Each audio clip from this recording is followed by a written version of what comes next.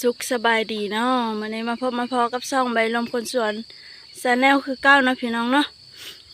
มาอัปเดตเบิ่งหลังจากน้ำลดแล้วเนาะพี่น้องเนาะ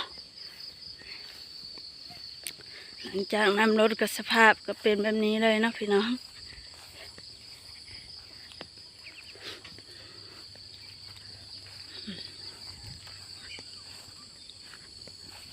มีแต่ขี้ตมเนาะ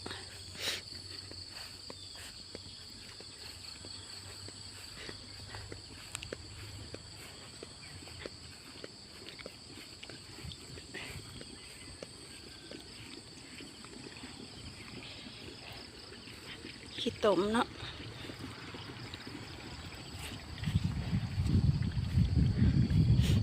อันนี้ก็สิเป็นข้าวที่เราดำเนาะดำยังพอแล้วซ้ำพี่น้องน้ำก็เลยมาก้อนเนาะอันนี้ก็สิเป็นข้าวกาเนาะพี่น้องเนาะเราก็สิได้ว่านไม้เนาะ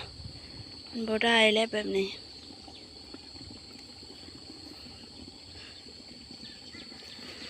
ตายเนาะขี้ตมกามันเลยพี่น้อง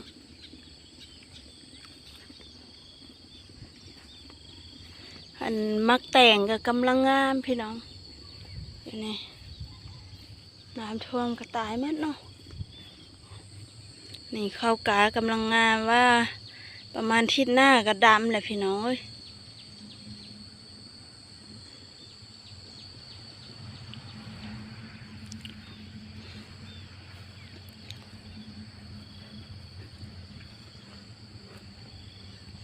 เอ้ยบางขี้ตมนี่พี่น้องเสียดายข้าวกาเนาะพี่น้องเนาะ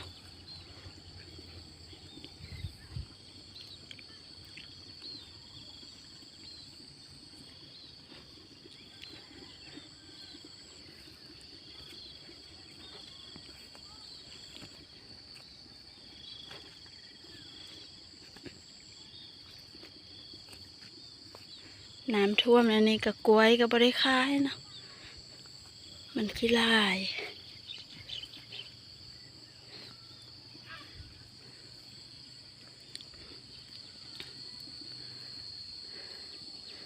สาลีก็กำลังงามพี่น้อง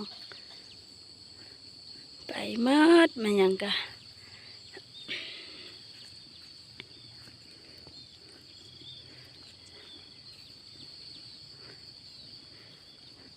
อันนี้ก็สิเป็นบอนที่เฮาเฮ็ดมานาไม้เนาะพี่น้องเนาะเฮ็ดคะน้าใหญ่แล้วก็ปลูกกล้วยปลูกมะเพชรเนาะ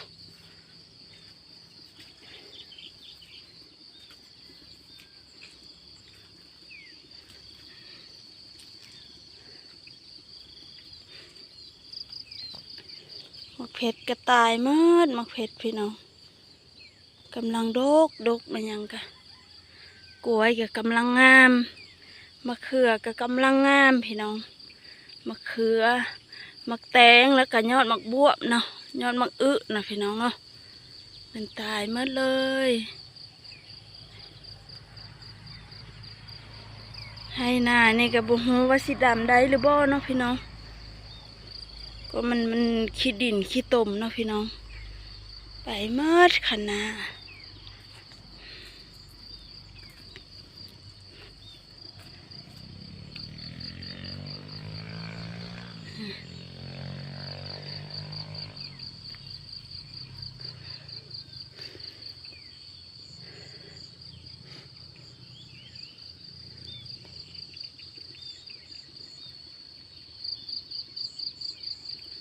อันนี้ก็จะเป็นส่วนผสมประสานของลุงสีเนาะมันท่วมหมดพี่น้องเอ้ยเมื่อยเลยแบบนี้กำลังเริ่มต้นเนาะเลยมาเจอแบบนี้ซะ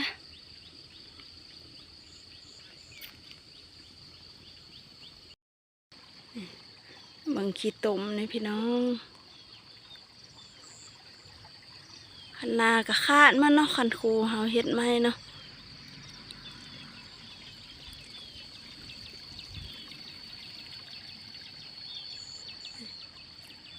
วันนี้แห้งกระเต็กพี่น้อง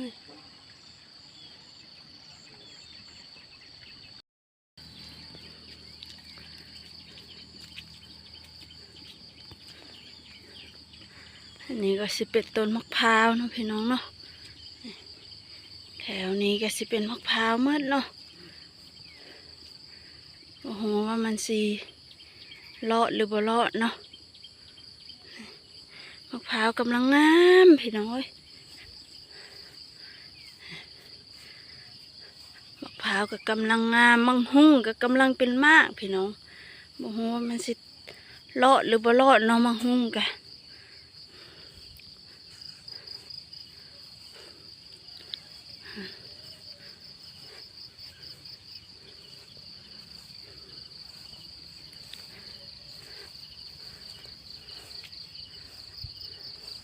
น้ำมันท่วมหมดแถวนี้พี่น้องเอ้ย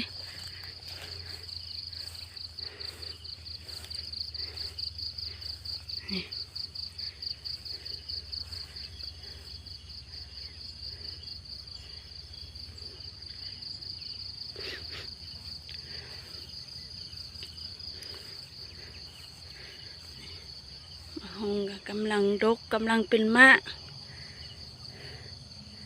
ไปหมด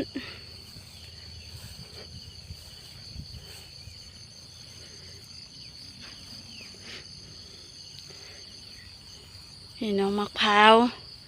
เฮามาปลูกไม้เนาะพี่น้องเนาะในประมาณ2 เดือนนี่กำลังงามพี่น้อง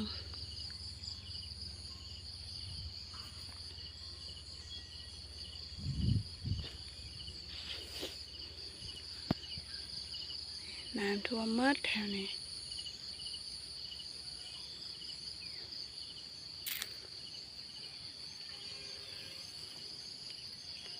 เอาคลิปนี้ก็จบเพียงเท่านี้พี่น้องขอขอบใจสำหรับการติดตามรับชม